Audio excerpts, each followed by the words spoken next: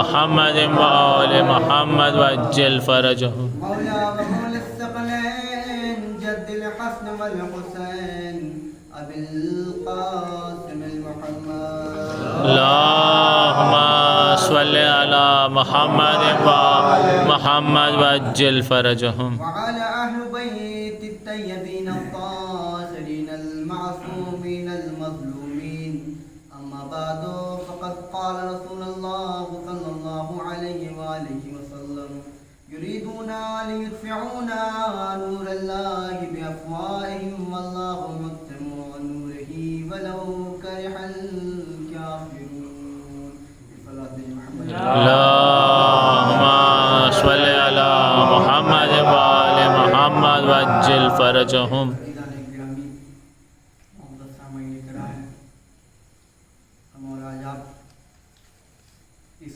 بابرکت جگہ پر بیٹھے ہوئے ہیں جسے شہزادی سیدہ زینب سلام اللہ علیہ نے شان کے دربار سے اللهم صل على محمد وآل محمد وعجل فرجهم. عزیزو، ہم کو عزاداری سے ایک پیغام سب کو پہنچانا ہے کہ عزاداری کربلا والوں نے ہم کو جو درس دیا اس درس کو بیان کرنا ہے لوگوں تک کہ کربلا والوں نے ہم کو کیا درس دیا ہے. عزیزو، کسی کی دلداری نہیں کرنی، کیونکہ کربلا والوں نے دلداری کرنا سکھایا ہی نہیں بلکہ بھائی چارگی اتحاد بین المسلمین سکھایا ہے. صلوات بھیجے محمد وآل محمد. اللهم صل على محمد وآل محمد وعجل فرجهم. لیکن مظلوم کربلا امام حسین صلی اللہ علیہ وسلم فرماتے ہیں ہمیشہ اپنے حق کی دفاع کے لیے جلد سے جلد اٹھنا. مولا مظلوم کربلا فرماتے ہیں تم اگر ظلم کے خلاف جتنا جلدی اٹھو گے اتنی کم قربانیاں دینی پڑیں گی. اگر تم یہی ظلم کے خلاف جتنی دیر سے جتنی تاخیر سے اٹھو گے اتنی قربانیاں دینی پڑیں گی. صلوات بھیجے محمد وآل محمد. اللهم صل على محمد وآل محمد وعجل فرجهم. لہذا یہ ماہ محرم میں ہم کو لوگوں تک پیغام پہنچانا ہے. عزیزو، امام حسین علیہ السلام نے ایک محرم سے سب کے گھر کے عزا خانے کے دروازے کھل جاتے ہیں. عزیزو، یہ عزا خانہ کس لیے کھلتا ہے؟ حسین سب کو ایک درس پہنچانا چاہتے ہیں کہ میرا در کھلا ہے، تم آؤ اس در سے کچھ سیکھ لو. اس در میں آنے کے لیے کسی کو قید نہیں کسی منطقے میں کسی علاقے میں کسی کی ذکر نہیں کرنے کی قید نہیں ہے. لہذا حسین نے 10 محرم کو اور سن 61 ہجری کو یہ بتا دیا. یاد رکھنا آغاز محرم سے پہلے جب بھی اسلام کا نیا سال آئے گا تو ہمیں حسین سے شروعات ہوگی, اور جب بھی اسلام کا آخری سال ہوگا, جب بھی اسلام کا آخری مہینہ ہوگا, وہ اسماعیل کی قربانی سے ہوگا. صلوات بھیجے محمد والے. اللہم صلی علی محمد و آل محمد وعجل فرجہ. سے ہوگا. عزیزو, ابراہیم نے تو خواب دیکھا تھا, لیکن کربلا میں امام حسین علیہ السلام نے اس خواب کی تعبیر کی تھی. لہذا حسینی مقصد بیان کرنا ہے لوگوں کو, حسینی پیغام پہنچانا ہے لوگوں کو. عزیزو, حسین علیہ السلام نے, مولا حسین نے جب محرم کے 1 محرم سے لے کے 10 دن تک عزا خانے کے دروازے کھل جاتے ہیں, حسین یہ کہتے ہیں تم آ کے بیٹھ جاؤ, میرا درس کھلا ہوا ہے, میرا مکتب کھلا ہوا ہے, اور جب بھی تم اس میں آنا تو کچھ بن کے جانا, یا جملے کو پلٹ کے کہہ دوں, اگر تم انسان تھے تو انسان سے ایماندار اگر بننا چاہتے ہو تو میری مجلس میں بیٹھ کے اتنا یاد رکھ لینا, جیسے میں نے عاشور کے دن ایک حور, گناہگار حور کو اپنی بزم سے جب اٹھایا تو حور علیہ السلام بنا کے بھیجا, اور جب تم اس بارگاہ سے نکلنا تو حور بن کے نکلنا. ایک تلوار بھیجے محمد. اللہم صلی علی محمد و آل محمد وعجل فرجہ. مختار بن کے نکلنا. اللہ نے یہ محرم کیوں رکھا؟ ماہ محرم الحرام, اس میں تمام چیزیں, اکثر چیزیں حرام ہو جاتی ہیں. لہذا ہمیں چاہیے کہ ماہ محرم میں اس طریقے سے اپنے آپ کو سجا لیں, سوار لیں, یا اپنے جملے کو بدل دو, اس طریقے سے اپنے آپ کو ایماندار بنا لیں کہ لوگ کہیں ہاں یہ واقعی حسین کا چاہنے والا ہے. عزیزو, اس جگہ پہ بیٹھنے کے لیے کسی کی قید نہیں ہے, کوئی بھی آ کے اس جگہ پہ بیٹھ سکتا ہے. ہندو بھی آ کے بیٹھ سکتا ہے, سنی بھی آ کے بیٹھ سکتا ہے, عیسائی بھی آ کے بیٹھ سکتا ہے. اس جگہ پہ بیٹھنے کے لیے کسی کو کوئی ضرورت, مطلب منع نہیں کیا گیا. کوئی بھی دھرم کا, کسی بھی کاسٹ کا آ کے بیٹھ سکتا ہے. لیکن عزیزان محترم, کربلا کے بعد امام حسین علیہ السلام نے 2 چیزیں لوگوں کے سامنے رکھی, 2 نظریات رکھے. لہذا یاد رکھنا, جہاں بھی ظلم ہوگا وہاں یزیدیت کا پہرا ہوگا, اور جہاں بھی مظلوم ہوں گے, جہاں پر مظلوموں پر ستم ڈھایا جائے گا, جو مظلوم دھماکے سے مر رہے ہیں, آج جو مظلوم شہید ہو رہے ہیں, یاد رکھنا وہاں یزیدیت کا پہرا نہیں ہوگا, بلکہ وہاں حسینیت کا پرچم لہراتا ہوا نظر آئے. صلوات بھیجے محمد. اللہم صلی علی محمد و آل محمد وعجل فرجہ. سامنے آئے, یا تو حسین والے نظر آئے یا تو پھر یزید والے نظر آئے. عزیزو, آپ تاریخ کا جائزہ لے لیجئے, آپ تاریخ کو پڑھ لیجئے, تاریخ کا مطالعہ کر لیجئے, تو حسین کو قتل کرنے والے کوئی اور نہیں تھے, مسلمان ہی تھے. آج ہم پہ جو اعتراض ہوتا ہے شیعہ کافر ہیں, شیعہ امام حسین علیہ السلام کو قتل کیا ہے. عزیزو, یہ ہم پر اعتراضات کیوں ہوتے ہیں؟ امام حسین کو کسی عیسائی نے تو نہیں مارا تھا, کسی یہودی نے تو نہیں مارا تھا, کسی ہندو نے تو نہیں مارا تھا. آخر وجہ کیا ہے جو یہ الزام, یہ بہتان ہم پر کیوں لگتا ہے کہ حسین کو مارتے؟ شاعر نے کیا خوب ایک مصرع کہہ دیا کہ قاتل کبھی مقتول کا ماتم نہیں کرتے, قاتل کبھی مقتول کا ماتم نہیں کرتے. عزیزو, خدا بند عالم نے بھی اس جواب کو دے دیا. یاد رکھنا, ایسے نہیں حسین کو قتل کر دیا گیا تھا. جب حسین کو قتل کیا گیا تھا, قاری قرآن بھی تھے, صاحب ایمان بھی تھے, لیکن ان کے پاس ایمان والا جز نہیں تھا. ایماندار تو تھے لیکن ایمان نہیں تھا ان کے اندر. صاحب ایمان بننا چاہتے تھے لیکن ایماندار نہیں بن چاہ رہے تھے. کس وجہ سے نہیں؟ کیونکہ امام کی بات جب بھی اپنا کلام پیش کرتا ہے تو امام کی بات لوگوں پر اثر کیوں نہیں ہوتی؟ ایک ریزن, سب سے پہلا ریزن اور سب سے محکم ریزن یہ ہے کہ جب بھی انسان کا پیٹ, انسان کا بدن جب مال حرام سے بھر جاتا ہے تو ائمہ معصوم بھی اپنی بات اگر اس تک پہنچاتے ہیں تو وہ بات پیش نہیں ہوتی, وہ بات وہ قبول نہیں کر سکتا. لہذا قرآن نے کہہ دیا کہ اگر ان پر تم نے بہتان لگایا, اللہ نے ہمارے بہتان کا جواب دے دیا. کیا تم کو نہیں پتا قرآن میں ایک سورہ جسے ابراہیم نام کا ایک سورہ ہے, سورہ ابراہیم, اللہ نے اس ابراہیم والے سورہ میں سارے واقعات پیش کر دیے. جناب ابراہیم کے حوالے سے 2 جملے سنیے گا کہ ایک مرتبہ جب جناب ابراہیم علیہ السلام 13 یا 14 برس کے تھے تو بابل, شہر بابل میں ایک بہت بڑی عید ہوا کرتی تھی. لوگ وہاں پہ چلے جاتے تھے تمام بابل کے لوگ وہاں جاتے تھے، اور جانے کے بعد مطلب جیسے ہی سب لوگ چلے گئے، بادشاہ وقت میں جناب ابراہیم علیہ السلام کو بھی بلایا، بلانے کے بعد کہا کیا آپ بھی چلنا چاہتے ہیں؟ کہا ہم کو نہیں جانے کی ضرورت ایسی عید میں، کیونکہ وہاں پہ سب بت پرست صاحب ایمان تھے نہیں، اس وجہ سے میں وہاں نہیں جاؤں گا۔ جناب ابراہیم علیہ السلام اپنے گھر پہ رک گئے، اور رکنے کے بعد جب وہ اپنے گھر پہ رکتے ہیں تو ان کے خیال میں آتا ہے آج چلو بت پرستوں کے گھر چلتے ہیں، دیکھتے ہیں کیا بت پرستی ہوتی ہے ان کے گھر پہ۔ جناب ابراہیم علیہ السلام لوگ تمام کے تمام بابل کے لوگ میدان میں چلے گئے، عید منا رہے تھے۔ جناب ابراہیم علیہ السلام چلے گئے، اور جانے کے بعد دیکھا کہ سارے بتوں کے پاس کسی کے پاس پھل رکھے ہوئے ہیں، کسی کے پاس کچھ رکھا ہوا ہے۔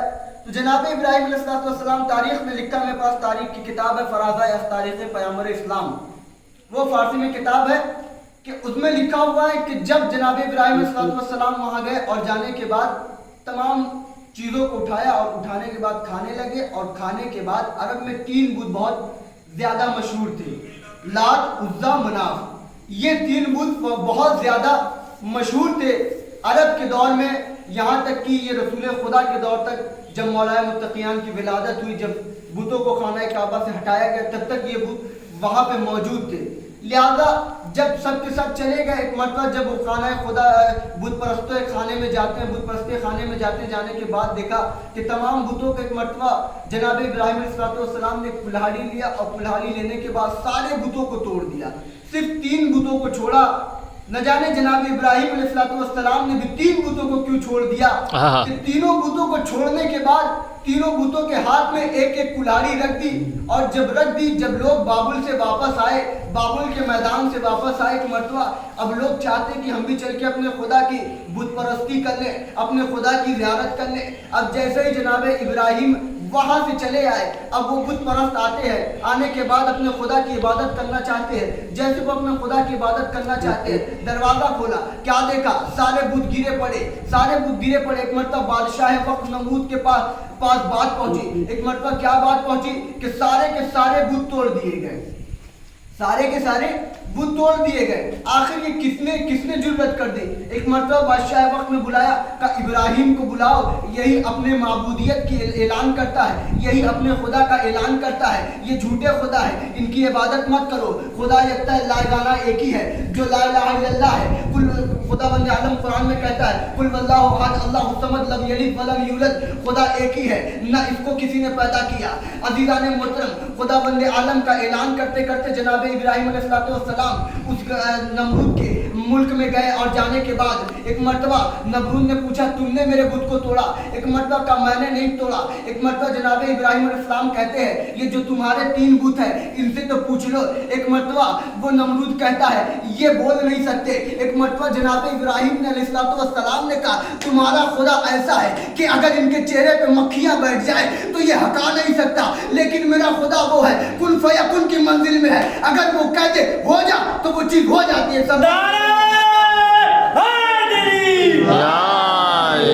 اگر وہ کہتے کن فیکن، اب اس نے ارادہ بھی نہیں کیا، وہ چیز ہو جاتی ہے۔ عزیزان محترم، تاریخ نے لکھا کہ جناب ابراہیم علیہ السلام کو اب یہی سے پتا چلے گا کہ کون حسین والا ہے، کون یزید والا ہے، کتنے حسین والے ہیں، کتنے یزید والے ہیں۔ اب تاریخ نے لکھ دیا، قرآن نے لکھا کہ ایک مرتبہ جیسے ہی اب جب ساری داستان نمرود کو پتا چلی، ایک مرتبہ نمرود نے جناب ابراہیم علیہ السلام کو آگ کے حوالے کرنا چاہتا ہے۔ اب تاریخ نے لکھا کہ جیسے ہی جناب ابراہیم علیہ السلام کو آگ کے حوالے کرنا چاہتا ہے، اب تاریخ نے لکھا جب وہ آگ کے حوالے ہوتے جاتے ہیں، ایک مرتبہ ایک چھوٹا سا پرندہ اپنی منقار میں تھوڑا سا پانی لیے ہوئے آگ کی جانب جاتا ہے۔ ایک مرتبہ اکثر ہمارے بھی درمیان میں باتیں ہوا کرتی ہے، جب کوئی چھوٹی بڑی سی بات ہوتی ہے، کوئی چھوٹا بندہ جانے لگتا ہے، ایک مرتبہ لوگ کہتے ہیں کہ کیوں جا رہے ہو، تمہاری کوئی بات تو سنے گا نہیں، تم کیا جاتے ہو؟ وہ بندہ کہے گا میں تو جا رہا ہوں، اس لیے جا رہا ہوں کہ اپنی بات وہاں تک پہنچا سکوں، کل یہ کوئی نہ کہہ سکے کہ فلاں نے آ کے ہم کو نہیں سمجھایا تھا،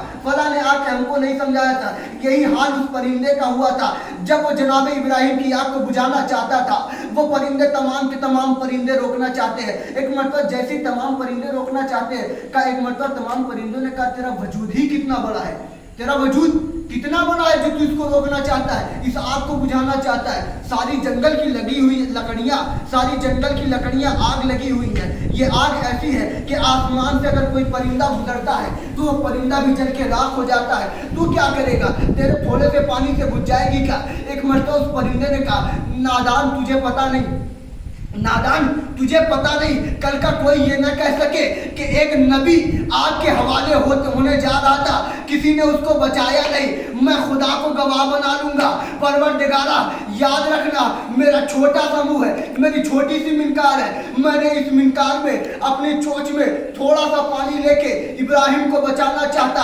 अब तारीख ने लिख दिया, उस परिंदे ने कह दिया कि मैं बस यही बताना चाहता हूँ कि एक नबी को बचाने के लिए जब मैं उस आग के करीब पहुंचा तो खुदा को मैं गवाह बनाऊंगा। परवरदिगारा याद रखना, मेरा ताल्लुक इब्राहिम से है, नमरूदियत से नहीं। अब जुमले को बदल के कह दो, अब मजलिस हुसैन में आते जाओ, तब पता चल जाएगा कि कौन हुसैन वाला है, कौन यजीद वाला है। सुभान अल्लाह। अल्लाहुम्मा सल्ली अला मुहम्मद व आले मुहम्मद वअज्जिल फरजहुम। पता चल जाएगा कि कौन हुसैन वाला है, कौन यजीद वाला है। अजीजों, आज एक मुहर्रम का चांद मिलाद हो गया।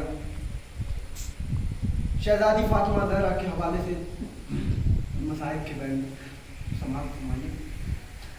तारीख में लिखा कि रसूल की वफ़ात के बाद पहला मरसिया जिसने पढ़ा, सुब्बत अलैया मसाइबुल्लाह व नहा, सुब्बत अलैया में सिरदी लगा अजूबे करबला।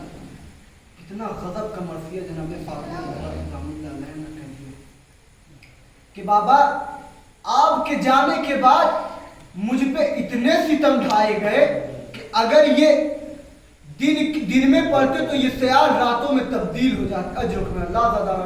करबला शहजादी पे कैसे मसाइब आ गए। 18 बरस की उम्र, तारीख में लिखा कि 18 बरस की उम्र में किसी शहजादी के बाल सफेद हो जाते हैं।